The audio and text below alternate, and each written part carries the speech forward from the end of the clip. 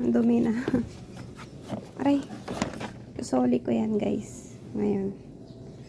Papakuha ko na lang. Hindi ko naman kailangan. Bahay lang talaga yung kailangan ko. Yan. Mga tools yan ng ex ko. Hindi ko nalilinisin. Bakit ko lilinisin? Maalikabok, maalikabok. Bahala siya sa buhay niya. Balik natin yan. Yan. Sobrang dumi. Hindi ko lilinisin yan. Gamit niya yan eh. Bahala sila dyan. Basta ang akin, isusoli ko lang. Oops. Saan laman nito? Yung iba, next time na. Tinatamad ako. Babalik natin yan.